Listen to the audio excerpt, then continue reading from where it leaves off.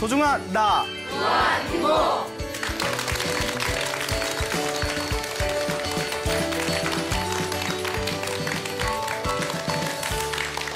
예, 만나서 반갑습니다. 반갑습니다. 예, 광호 스님입니다. 여러분, 우리가 살아가면서 항상 많은 실수를 저지릅니다. 동감하시죠? 일부러 실수를 할 때도 있고요. 일부러 하는 실수는 이제 일부러 잘못을 저지르는 경우도 있고, 정말 모르고 진짜 실수로 그렇게 잘못을 저지르는 경우도 있습니다. 우리의 끊임없이 실수하는 모습을 가리켜서 불교에서는 중생이라고 표현을 합니다. 중생, 그러니까 아직 깨달음을 얻지 못한 존재들입니다. 지혜롭지 못한 존재들. 우리 중생들의 가장 큰 특징이 무엇이냐? 중생들은 세 가지의 독을 가지고 있답니다. 그 세 가지의 독을 삼독이라고 해서 탐욕과 성냄과 어리석음이라고 합니다.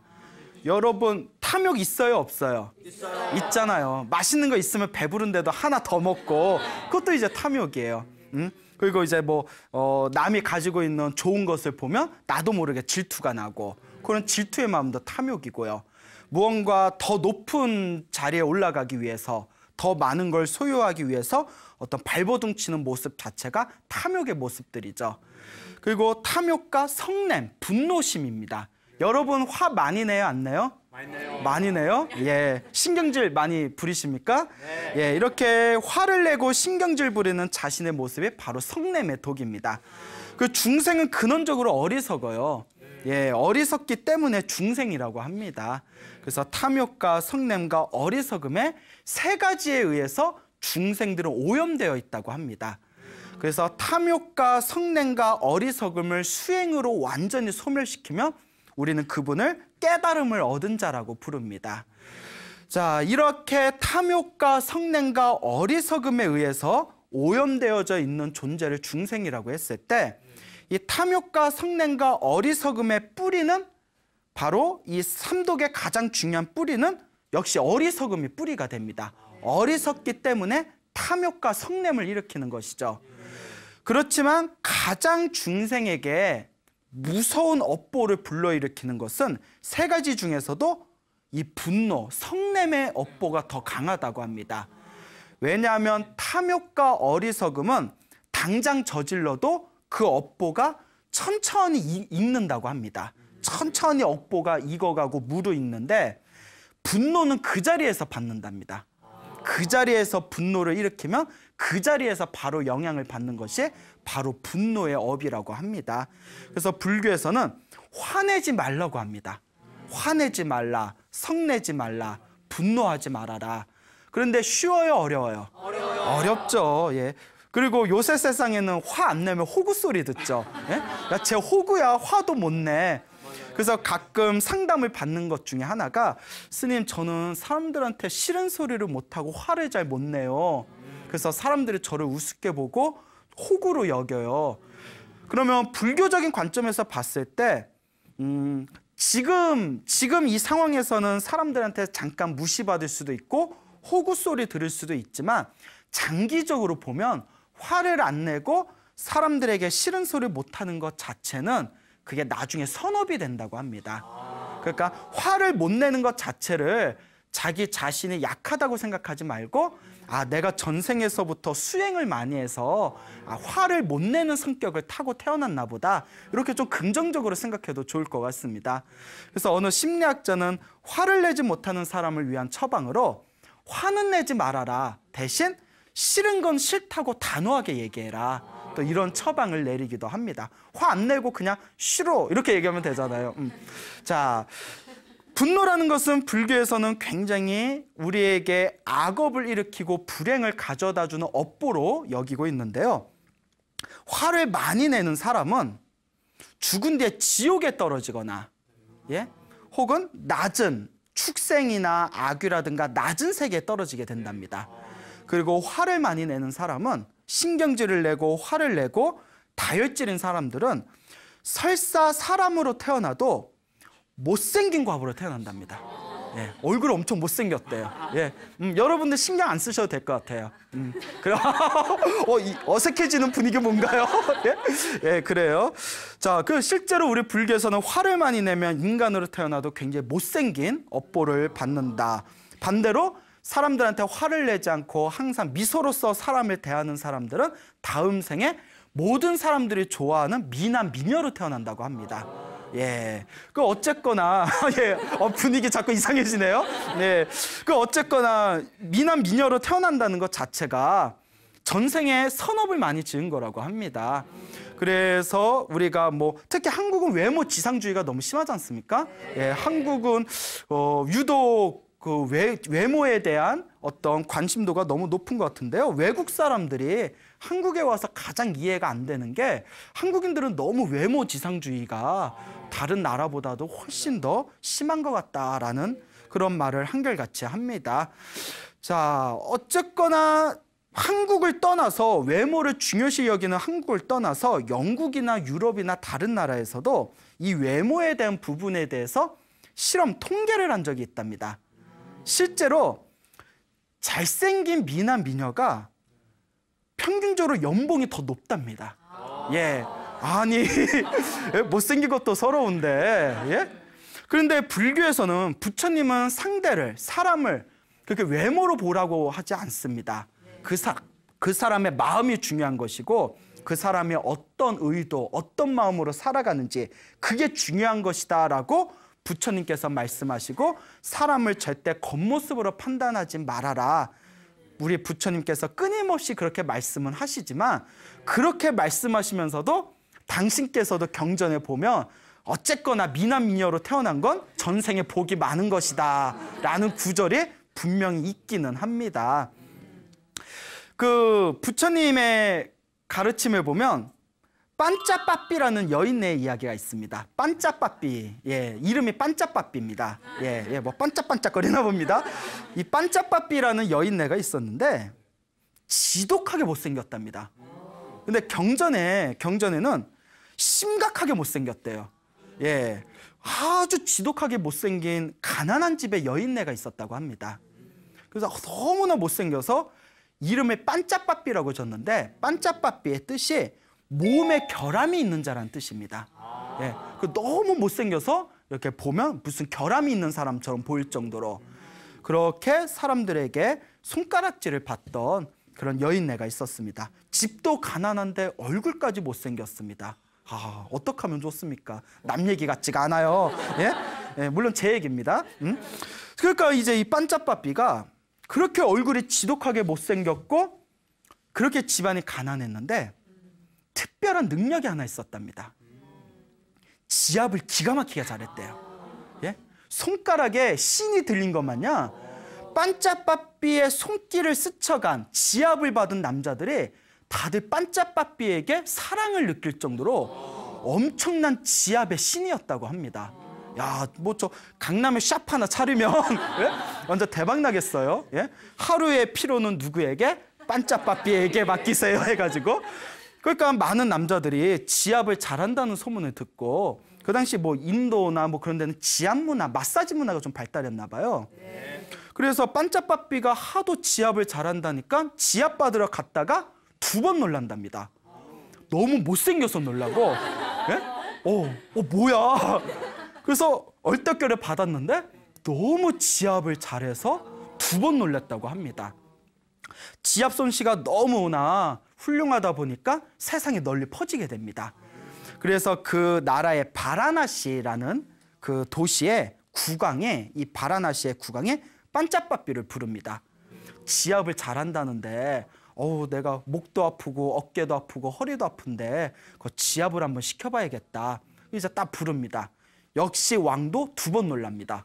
예? 불러놓고 아니 못생겼다는 얘기 들었지만 이렇게 못생길 수가 있는가 하고 놀라고, 그 2번째는 그래도 지압 잘한다니까 내 어깨 좀 한번 주물러다오. 이제 어깨를 싹싹싹 이렇게 주물르는데 뼈가 녹는 느낌이 들더래요. 예? 뼈가 사르륵 녹으면서 나는 누구, 여기는 어디 막 이러면서 그 몸이 너무나 시원하니까 반짝빠삐의 손길만 닿으면 남자들이 사랑에 빠져버리는 거예요. 그 엄청난 황홀경에 빠지기 때문에. 대단하죠? 이건 뭐 제가 지어낸 얘기가 아니라 우리 부처님 가르침에 나오는 얘기입니다. 여러분 불경을 보면 재미난 얘기가 엄청 많아요. 자, 그래서 이제 반짝빠삐가 이렇게 안마를 해주고 나서 이제 왕이 사랑의 감정을 느끼게 됩니다. 예? 그러니까 이제 살 좀 서로 이제 좀 닿았다고 저렇게 훌륭한 손가락의 여인네가 있단 말인가. 그래서 왕비로 이제 세우고자 합니다.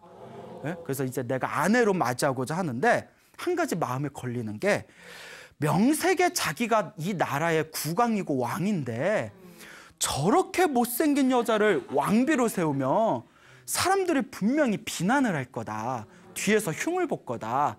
그럼 어떻게 하면 좋을까? 내 아내로 맞이하고 싶은데 아내로 맞이하기에는 사람들 이목이 있고 어떤 방법이 좋을까 고민하다가 그 나라의 힘을 갖춘, 권력을 갖춘 왕족과 귀족들을 다 부릅니다. 왕족과 귀족들을 부르면서 나한테 이제 반짝빠삐라는 지압사가 있는데 너무나 지압을 기가 막히게 잘한다고. 나 혼자만 느끼기에는 너무 내가 미안해가지고 내가 특별히 여러분들한테 소개해 드릴 테니까 여러분 지압 한번 받아보라고. 그 귀족들하고 왕족들이 국왕이시여 반짝빠삐의 명성은 오래전부터 들었습니다. 저희도 지압 한번 받고 싶었습니다. 하고 딱 봤는데 역시 몇 번 놀래요. 2번 놀래요. 예? 자, 너무 못생겨서 놀랬는데 너무나 지압을 잘하는 거예요. 예? 완전히 온몸이 녹아 흘러내릴 정도로 지압을 엄청나게 잘하더랍니다. 그러니까 이거 읽다 보면 저도 나도 한번 받아보고 싶다. 예? 얼마나 잘하길래. 예? 저 요새 좀 피곤하거든요. 예. 여러분들 자꾸 이러니까 받아보고 싶죠. 엄청 받고 싶구나. 예. 그래서 이제 막 마사지를 해주니까 이 나라의 권력을 가진 귀족과 왕족의 남자들이 지압을 받고 나서 다들 반짝빠삐한테 사랑의 감정을 느낍니다. 그 어떤 신비한 손가락이 마약인가 봐. 마약 손가락. 그러니까 다들 빠져드는 거예요. 왕족과 귀족들이 반짝빠삐에게 빠져든 걸 딱 눈치챈 이 국왕이, 바라나시의 국왕이 그때 선언을 합니다. 이 반짝빠삐를 내 아내로 맞이하겠다. 나의 왕비로 맞이하겠다. 그 이야기를 듣는 순간 자기를 비난할까 봐 걱정하던 왕족과 귀족들을 오히려 한탄을 하면서 아이고 우리가 놓쳤다. 우리가 데려가고 싶었는데. 그 작전이 성공한 거죠. 이 정도면 정말 지압계의 신이라 불릴 만합니다. 자, 어쨌거나 그렇게 지압 마사지를 잘하던 이 반짝빠삐가 사람이 그래요. 너무 잘 나가고 사랑을 받다 보면 반드시 질투하고 시기하는 무리들이 있습니다. 그렇지 않습니까? 그러니까 이 반짝빠삐도 질투와 시기를 받습니다. 다른 왕비들한테. 야, 반짝빠삐가 온 뒤로 왕께서 우리 침실에 안 온 지가 벌써 여러 달이 됐다. 이럴 바에 우리가 혼자 사는 거고 뭐가 다르겠지 않겠냐. 반짝빠삐 얼굴 봤더니 얼굴 봤어? 뭐 얼굴 이상해 막 이러면서 야, 저런 얼굴을 어떻게 왕께서는 저렇게 저 여인네를 좋아하시는 걸까? 막 자기들이 뒤에서 엄청나게 험담을 하겠죠. 그러더니 마음으로 일으켜서는 안 될 마음을 일으키게 됩니다. 죽여버리자. 예, 그 사람의 질투가 이렇게 무서워요. 그렇기 때문에 이 질투심에 휩싸인 왕비들이 반짝바삐하고 뱃놀이를 가자고 이제 청을 합니다. 반짝바삐 왕비시여, 반짝바삐께서 오신 지 꽤 시간이 흘렀는데 우리들끼리 파티 한번 못 열었네요. 우리 선상 파티 한번 해봅시다. 선상 파티. 그래서 이제 배를 타고 뱃놀이를 하면서 자, 뱃놀이를 떠나자 뭐 이러면서 선상 파티를 하는데, 이제 반짝바삐는 정말 자기를 좋아해 주는 줄 알고 이제 주는 대로 술을 다 이렇게 마시다가 왕비들이 틈을 봐가지고 물속에 집어 던져버립니다. 예, 그 강물에, 깊은 강물에 집어 던져버려요. 그러니까 당연히 죽었거니 생각하고 이제 왕비들이 이제 배를 타고 궁전으로 돌아와서 바라나시의 국왕에게 막 울면서 반짝바삐와 함께 뱃놀이를 갔는데, 자꾸 우리가 마시지 말라, 이제 그만 마셔라 하는데도 자꾸 술을 마시더니 발길질을 헛디뎌가지고 물속에 빠져서 도저히 저희들이 찾을 수가 없었습니다. 왕이시여, 어찌하면 좋습니까? 저희들을 죽여주십시오. 막 이렇게 또 한바탕 쇼를 벌였겠죠. 이제 왕이 이제 그 말만 믿고 반짝바삐를 잃은 건 너무나 안타깝지만 뭐 자기가 실수해서 그렇게 된 건데 시신이라도 좀 찾았으면 좋겠구나. 그래도 사랑했던 여인인데 장례식이라도 좀 치러주고 싶다. 이러면서 이제 시간이 흘러가게 됩니다. 그때 반짝바삐는 강물에 이제 휩싸여서 이제 강물 흐름에 따라 다행히 거기서 익사하지 않고 마을 있는, 도시 있는 쪽으로 이제 떠내려왔대요. 바라나시라는 나라 옆에 파와리아라는 왕이 있었다고 합니다. 파와리아라는 나라가 있었는데 이 파와리아의 왕이 하필 그때 강물이 있는 곳에 이제 물놀이를 갔다가 저기서 누가 사람이 둥둥 떠내려오는 걸 보게 됩니다. 아이고, 저 멀리서 옷을 보니까 여자인 것 같다. 야, 빨리 구해와라. 저 사람 죽겠다. 그러니까 이제 물놀이 나왔다가 그 파와리아라는 나라까지 얼떨결에 강물에 떠내려온 반짝바삐가 왕의 도움에 의해서 구출이 됩니다. 아, 목숨도 즐겨요. 여러분들 한강에 술 먹고 한강에 떨어졌다고 해보세요. 그 몇 사람이나 살겠어요. 네? 그러니까 확실히 이 목숨은 하늘에 달린 것 같습니다. 예. 그러니까 이렇게 강물에 쑥 떠내려오는 반짝바삐를 딱 살려놓고 봤는데 왕이 깜짝 놀래요. 왜 놀랬을까요? 너무 못생겨서 깜짝 놀라면서 에구머니나 이렇게 놀라는 거예요. 그래서 어쨌거나 이제 살려줬으니까 이제 그래 빨리 이제 집으로 돌아가라고, 얼른 가라고. 이 반짝바삐가 다시 이제 바라나시에 가려고 하니까 왕비들이 자기를 죽이려고 했잖아요. 애매한 거예요. 아, 이거 어떻게 해야 되나? 가긴 가야 되는데. 근데 일단 갈 땐 가더라도 자기 목숨을 살려준 파와리아의 왕에게 인사를 하고 싶어서 그 신하에게 부탁을 합니다. 왕께 제가 정식으로 감사의 인사를 올리고 싶습니다. 만나 뵙게 해주십시오 하니까 이 신하가 왕한테 전달을 합니다. 그 왕이 아이 됐다고 그냥 보내라고, 그냥 보내 막 이랬다고 해요. 그러니까 이 반짝바삐도 고집이 세요. 그래도 생명의 은인인데 어떻게 그냥 갑니까? 제가 마사지를 잘하는데 지압 한번 해드리고 가고 싶습니다 이러는 거예요. 반짝바삐는 고마우니까. 그 왕은 신경질이 나는 거예요. 자꾸 못생긴 여자가 안마해주겠다고 하니까 저 여자 왜 그러지? 그래서 어쨌거나 그 반짝바삐가 하도 자기가 지압해드리겠습니다. 제가 조금이라도 은혜를 갖고 싶은데 제가 마사지를 잘합니다. 그러니까 이제 왕도 귀찮아서 그래 와서 얼굴은 보이지 말고 여기 어깨나 한번 누르고 빨리 가라. 그래서 이렇게 얘기를 했어요. 아, 여자 입장에서 자존심 상할 거예요. 근데 이제 반짝바삐가 좀 착했나 봐요. 어쨌거나 생명의 은인이잖아요. 왕이시여, 제 생명의 은인이니까 제가 혼신껏 제가 마사지 해드리겠습니다 하고 손가락을 살짝 스치는 순간 파와리아의 왕인종이 온몸에 황홀경과 쾌감을 느끼면서 반짝바삐에게 사랑을 느끼게 됩니다. 아, 이 정도면 대단한 거죠. 그러니까 이 파와리아 왕이 마사지를 다 받고 나서 사람이 달리 보이는 거예요. 그러면서 수많은 사람들 앞에서 이 여자를 나의 아내로 삼겠다라고 선언을 합니다. 야, 대단하죠. 국왕을, 저쪽은 바라나시의 국왕의 아내였다가 순식간에 파와리아의 왕의 이제 아내가 되는 거죠. 이 소식이 누구에게 들리게 되었을까요? 바라나시의 국왕에게 소식이 들립니다. 죽었던 반짝바삐가 살았고 파와리아의 왕이 구출해줬고 마사지를 받자마자 사랑에 빠져서 부인으로 맞이했다라는 얘기를 듣고 나서 이 바라나시의 국왕이 정중하게 이제 사신을 보냅니다. 본래 나의 아내이니 돌려주는 게 맞습니다. 어서 돌려주시지요. 톡톡하게 은혜는 우리가 갚겠습니다. 근데 파와레의 왕이 이미 한 번 죽을 뻔한 거 내가 살려냈으니 이제부터 새로운 삶을 살게 된 여인이다. 지금 이 새로운 삶의 남편은 누구다? 나다. 절대 못 준다 하고 거절을 했대요. 못생긴 여자 두고 엄청난 신경전이 벌어지게 됩니다. 그러더니 결국 양쪽에서 양보를 하지 않다가 전쟁 직전까지 갑니다. 전쟁 직전까지 가요. 그 여자 하나 때문에 전쟁이 벌어지게 생겼어요. 이 착한 반짝빠삐가 이제 가슴이 너무 아픈 거예요. 나 때문에 전쟁이 일어나서 수많은 사람들이 죽는다면 어찌 내 마음이 편하겠냐. 그래서 두 분의 왕에게 다음과 같이 합의를 합니다. 왕이시여, 그러면 일주일에 한 번씩 제가 번갈아 가면서 모시겠습니다. 예? 일주일에 한 번씩 제가 번갈아 가면서 모실 테니 그것으로 만족하시면 되지 않겠습니까? 이게 말이 돼요, 안 돼요? 예, 안 돼요?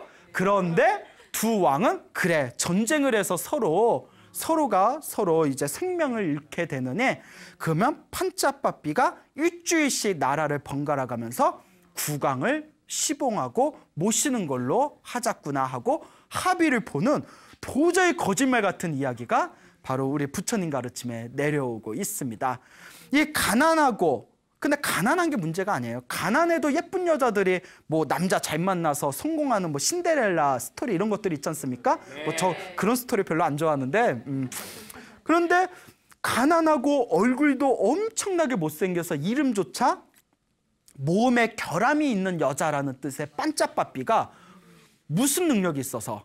그렇죠. 지압 하나 잘하는 능력으로 그 당시 2명의 왕을 섬길 수 있는 그런 왕비가 되었다라는 이런 이야기가 정말 믿기기 힘든 재미난 이야기가 전해지고 있습니다. 자, 그런데 한번 궁금하지 않습니까? 도대체 반짝빠삐는 전생에 어떤 업을 지었기 때문에 저런 특별한 인연이 있었던 것일까? 궁금하시죠? 네. 그게 핵심입니다, 여러분. 예, 반짝빠삐의 이야기는 웃고 넘어갈 일이고 과연 부처님께서 이 이야기를 왜 하셨을까?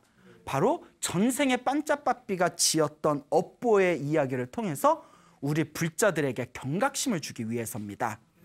반짝빠삐가 머나먼 전생에도 가난한 집 여인네였다고 합니다. 가난한 집 여인네였을 때 이 반짝빠삐가 우리는 지금 뭐 집을 지을 때 뭐 아파트 시멘트로 짓고 도배 같은 걸 하지 않습니까? 근데 옛날에 그 인도에서는 그 이제 집을 보수를 할 때 그 찰흙 같은 거 있지 않습니까?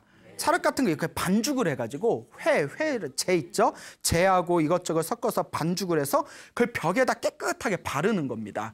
그게 이제 그들 집을 보수하는 건데 그때 이제 한 가난한 집의 여인네가 집에 구멍이 뻥뻥 뚫려서 집을 보수하기 위해서 이렇게 회를 이제 지금을 치면 시멘트 같은 그런 것들이죠. 찰흙하고 회 같은 걸 모아서 싹 반죽을 하고 있었답니다. 집에다 바르기 위해서 이렇게 손가락으로 반죽을 하고 있었는데 그때 집 앞에 거룩한 깨달음을 얻으신 거룩한 성자께서 이렇게 마을에서 탁발을 하시기 위해서 내려오셨답니다.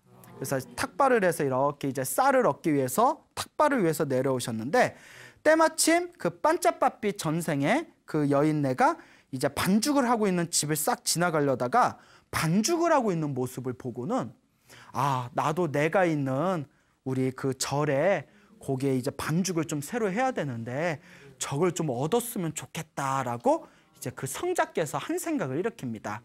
그 성자께서 집안에서 딱 이렇게 탁발을 들고 가만히 서가지고 그 이제 반죽하고 있는 걸 가만히 쳐다봤대요.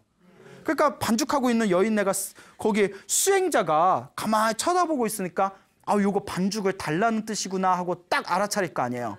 순간 짜증이 확 나더래요. 우리 쓸 것도 부족한데 왜 저 달라고 저거 진상 막 이러면서 예? 그 사람은 그분이 뭐 성자인 줄 모르지 않습니까? 그냥 지나가는 스님이겠거니 생각하고 그러니까 주긴 줬답니다.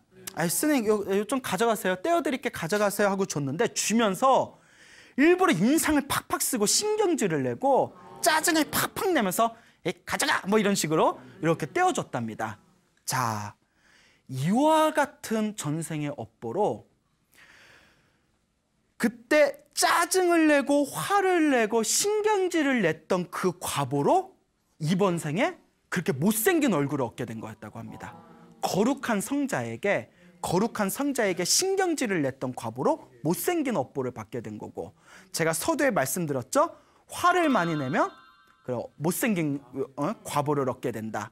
그래서 거룩한 성자 앞에서 인상을 팍 쓰고 신경질을 팍 내면서 이제 그 점토, 그 반죽한 흙을 주면서 그 인상에 확 쓴 그 업보에 의해서 아주 못생긴 외모를 얻게 된 것이고, 어쨌거나 보시를 한 거예요, 안 한 거예요?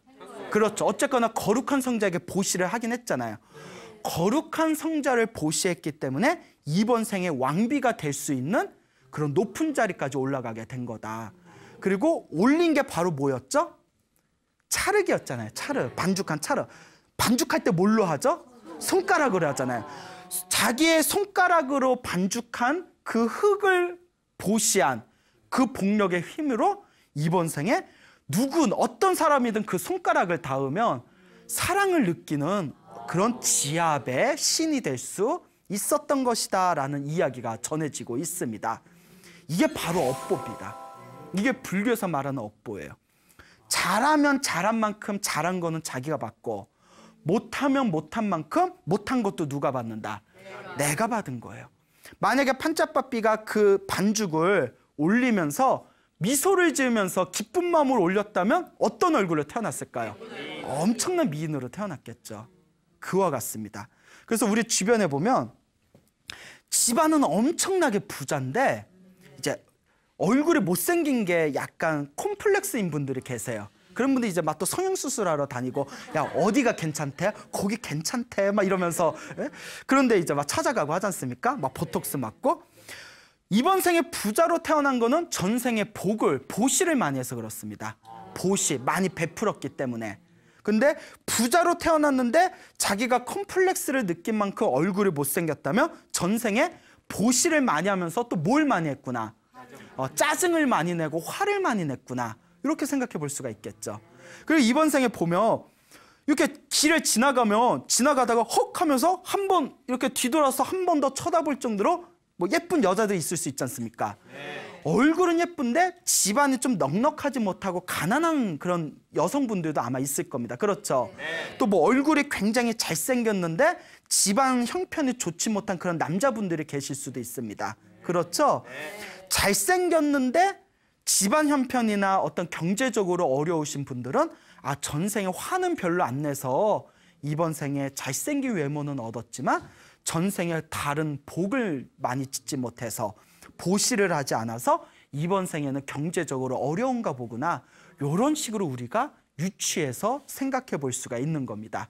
그러니까 어떤 분이 스님 저는 집안도 가난하고 얼굴도 못생기고 그럼 저는 전생에 아무것도 안 한 겁니까?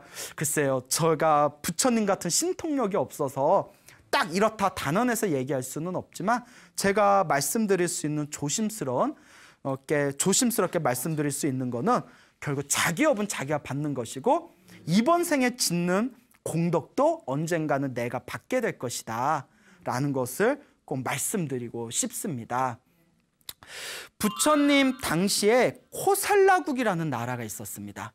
코살라국의 이 나라에 파사익 왕이라는 분이 있었어요. 아마 소나무를 통해서 몇 번 말씀드렸던 왕인데 이 파사익 왕의 딸이 하나 있었는데 이 딸의 이름이 금강이었대요. 금강. 예, 딸의 이름이 금강이었는데 이 파사익 왕이 이제 그 딸을 낳았는데 얼마나 예쁘겠어요. 예, 그 아빠들은 그 여자애를 좋아한다고 하지 않습니까? 아빠들은 딸을 좋아하고 엄마들은 아들을 좋아한다 이런 얘기가 있지 않습니까? 딸이라서 얼마나 눈에 넣어도 아깝지 않을 그런 공주인데 너무 못생겼대요. 공주가. 예. 오늘의 주제는 못생김이에요. 예. 너무 못생겨가지고 내 딸이지만 왕조차도 이렇게 얼굴을 보고 계속 보기가 힘들 정도로 너무 얼굴이 못났더래요. 내 딸이지만 어떻게 이렇게 못났을까? 근데 이제 이 왕이 그 아버지로서 가져서는 안 될 마음을 가지게 됩니다. 내 딸이지만 그래도 명색의 공주인데 사람들에게 보여주기 창피하다. 그런 느낌이 들어서 탑에다 평생 탑에다 가둬놓고 절대 바깥 사람들을 못 만나게 했대요. 탑에서 온갖 부귀영화를 누리고 시녀들을 붙이고 모든 풍족한 물질적인 생활을 했지만 너무나 얼굴이 창피해서 다른 사람들에겐 자기 공주를 절대 얼굴을 보여주지 않았다고 합니다. 참 그것도 좀 그래요. 예. 근데 어쨌거나 딸이 이제 나이가 차서 시집을 보낼 때가 됐어요. 그래서 왕이 고민에 빠진 거예요. 아, 시집을 보내야 되는데 얼굴이 저래가지고 어느 남자가 데려가겠냐. 그리고 또 자기가 명색의 한 나라의 왕인데 아무 남자한테 보낼 수가 없잖아요. 내가 사위로 삼고 싶은 사람들은 내 딸을 싫어할 거고 내 딸을 데려갈 만한 그런 어떤 집안에서는 내가 눈에 안 찰 거고. 그래서 이제 자기가 아끼는 신하를 몰래 불러다가 딸 이야기를 솔직하게 털어놓고 좋은 가문인데 그 왕하고 비교해도 손색이 없을 정도로 좋은 가문이지만 가난하고 몰락한 집안에 남자를 한번 찾아봐라 이렇게 부탁을 합니다. 그러니까 이제 가난하지만 좋은 집안의 가문. 그러니까 이제 뭐 집안은 망했지만 뼈대 있는 가문 뭐 이런 거 있지 않습니까? 그래서 이제 그런 남자를 하나 딱 찾아내요. 그리고 이제 왕이 딱 그 가문을 이야기를 들어보니까 왕의 가문과 비교해도 손색이 없는 가문이구나. 그래, 가문이 참 좋고 집안도 또 엄청 가난한 거예요. 그래서 이제 왕이 너의 가난한 집안을 내가 크게 일으켜주겠다. 왕의 사위가 되면 이것보다 더한 영광이 어디 있겠냐. 너의 가문은 너 때문에 일어나게 될 것이다. 대신 내 딸이자 공주이자 너의 아내를 네가 잘 보살펴야 된다. 그러니까 이 사위가 될 이 남자가 너무 고마운 거예요. 이게 웬 횡재인가 싶어서. 근데 이제 왕이 표정이 편안하지 못한 걸 눈치채고, 근데 왕이시여 이렇게 얼굴이 편안하지 못하십니까? 제가 많이 부족해서 그렇습니까? 이러니까 왕이 솔직하게 얘기하는 거예요. 아니, 나 때문에 편안한 게 아니라 네가 불쌍해서 그렇다. 예? 그러면서 이제 공주를 탑 위로 이제 탑에 있는 공주가 있는 방 안에 이제 그 남자를 보냈는데 남자 가슴이 철렁거리는 거예요. 내가 아무리 없이 사는 남자지만 그래도 어떻게 저런 여자를, 아무리 공주라지만 저렇게 못생긴 여자를 나한테 시집 보낼 수 있단 말인가. 자꾸 내용이 외모 지상주의를 흘러서 좀 미안한 감이 없지 않았는데 일단 교훈적인 내용을 담고 있으니까. 자, 그래서 어쨌거나 이제 자신의 가문과 집안을 위해서 눈에 딱 감고 결혼을 하기로 합니다.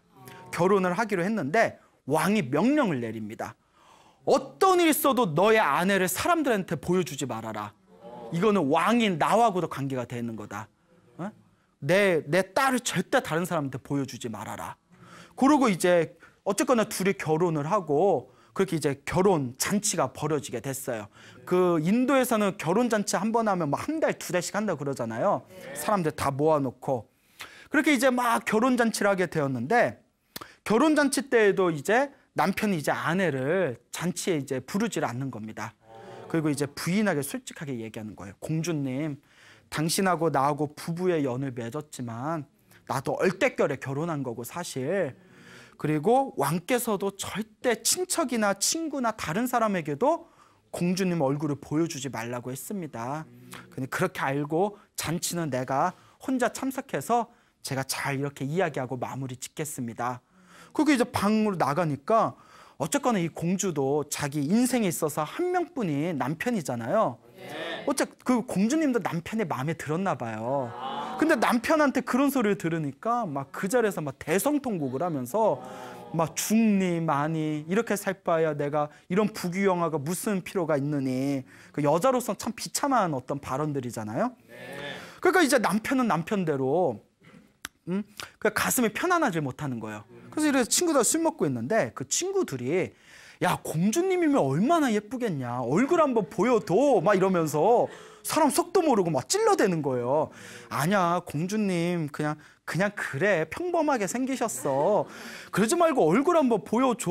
공주님 얼굴 궁금하다. 친구들 자꾸 그러니까 뭐라 말은 못하겠고 그가 땡기는 건 뭐밖에 없어요. 술밖에 없잖아요. 네? 그냥 계속 그냥 막 소맥도 해먹고 뭐 폭탄주도 해먹고 자기는 속상하니까 술을 먹는데 친구들은 다음과 같이 오해합니다. 얼마나 예쁘길래 아까워가지고 안 보여주는 거냐. 방법은 하나밖에 없다. 너 그 공주님이 있는 방 알지? 아까 제가 나오는 거 봤어. 허리에 있는 저 열쇠가 그 방 열쇠인 것 같으니까 술을 잔뜩 먹여서 열쇠를 가지고 우리가 직접 쳐들어가자. 그러니까 취하면 뭔 짓인지 못하겠어요.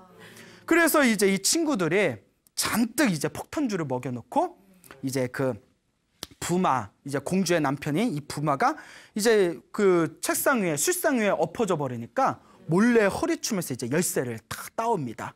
그 친구들이 여러 명이 우르르르 이제 탑으로 올라가는 거예요. 그 방문의 열쇠를 딱 열어요. 공주님 서프라이즈 하면서 문을 딱 들고 갔는데 공주하고 눈이 딱 마주칩니다.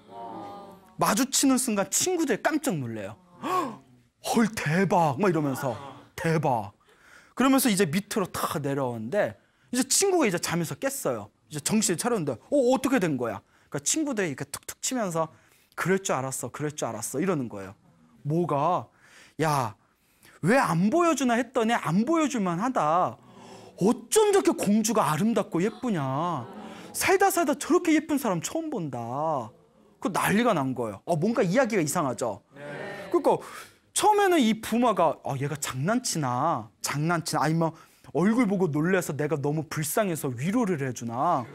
그래서 친구들이 장난 같지가 않고 진심으로 얘기하는 거야. 야, 한나라에 너 아무리 너애가 가문이 좋다지만 다 몰락한 가문인데 왕의 사위가 된 것도 부러운데 어떻게 공주마저 저렇게 아름다울 수가 있냐. 막 이러니까 얘네들 미쳤나? 막 싶어가지고 방에 올라갔어요. 공주님 주무셔요? 뭐 이러면서 저녁 드셨어요? 이러면서 딱 들어가 봤더니 웬 아름다운 여자가 이렇게 앉아있는 거예요. 놀래가지고 죄송합니다. 제가 방을 잘못 찾아왔습니다. 공주님 어디 가셨지?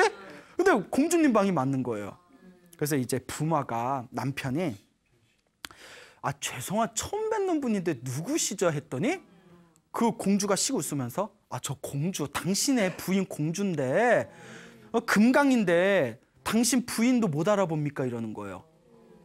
그래서 놀래가지고 이게 어떻게 된 거냐고. 아니 내 아내하고는 너무 틀리게 생기셨는데 어떻게 된 겁니까? 하고 여쭤보니까 이제 공주가 자초지종을 설명을 합니다. 남편이 그렇게 그 모진 얘기를 하고 내려간 뒤에 공주가 대성통곡을 합니다. 그 눈물을 흘리면서 중리 많이 하다가 당신의 아버지였던 파사이 왕도 부처님의 독실한 신자였고 그 왕족들이 다들 부처님의 신자였습니다. 그래서 어렸을 때부터 항상 듣던 얘기가 힘들고 괴롭고 답답한 일이 있을 때 언제든지 부처님을 간절하게 찾아라. 부처님이 반드시 도와주실 것이다 라는 이야기를 들었기 때문에 그때 정말 억장이 무너진 느낌이었을 거 아니에요. 간절히 방 안에서 무릎을 꿇고 부처님을 간절히 찾습니다. 거룩하신 부처님이시여, 왜 저희가 이런 고통을 당해야 됩니까? 부디 저희에게 가피를 내려주십시오. 부처님 간절하게 눈물을 흘리면서 부처님을 찾게 됩니다. 그때 사원에 있던 부처님께서 금강공주가 간절하게 당신의 이름을 찾고 있는 것을 느끼시고는 신통력을 발휘하셔서 공주의 방 안에 신통력으로 뿅 하고 나타나십니다. 환한 금빛 광명을 일으키면서 부처님이 공주의 방 안에 신통력을 발휘하면서 나타나시자 공주가 거룩하신 부처님의 모습을 보고는 마음에 엄청난 감동을 느끼면서 순식간에 아름다운 외모로 바뀌게 됩니다. 아름다운 외모로 바뀌게 되고 부처님께서 그 공주에게 전생에 있었던 공주가 지었던 업보에 대해서 설명을 하시고 법문을 해주신 뒤에 이제 그 자리에서 다시 신통력으로 사라지시게 됩니다. 그리고 부처님이 사라지시고 얼마 안 돼서 친구들이 찾아오게 된 거죠. 이런 이야기들이 펼쳐지면서 남편이 그 다음날 공주를 데리고 이제 왕에게 찾아갑니다. 왕이시여, 저의 아내인 공주를 소개합니다 하니까 파사이 왕이 보더니 화를 버럭 내면서 결혼한 지 얼마나 됐다 벌써 첩을 둬가지고 네가 그러고도 인간이냐 이러면서 네가 조강지처를 버려두고 저렇게 아무리 내가 봐도 예쁘기는 하다만 아무리 예뻐도 결혼한 지 얼마나 됐다고 벌써 첩을 두냐. 그러니까 아유 자세 보십시오. 파사의 왕 당신의 따님이신 금강공주님입니다 하니까 이제 왕도 이제 눈을 부비고 아 내가 그래도 내 자식은 알아보는 법인데 너무 예쁘게 생겼는데 그래서 이 공주와 사위가 자초지종을 이야기하게 됩니다. 그때 감동을 느낀 파사의 왕이 이제 스님들께 올릴 공약물을 수레에 담고 이제 마차를 타고 이제 공주와 사위를 데리고 부처님이 계신 사원까지 가게 됩니다. 사원에서 부처님과 스님들에게 공양을 올린 뒤에 부처님께 3배의 예를 올리고 파사의 왕의 법문을 청하게 됩니다. 전생에 어떤 업보가 있었기 때문에 이와 같은 일들이 펼쳐진 것입니까? 라고 했을 때 부처님께서 다음과 같이 말씀하십니다. 이 금강공주가 머나먼 전생에도 큰 부잣집 딸이었다고 합니다. 큰 부잣집 딸이었을 때 그 부잣집에 항상 찾아와서 탑발을 하시던 그 깨달음을 얻으신 성자분이 계셨답니다. 이 깨달음을 얻으신 성자분께서 항상 그 집안에 찾아오시고 그 집안의 어른들이 다들 정말 존경하는 스승으로서 지극하게 받들었다고 합니다.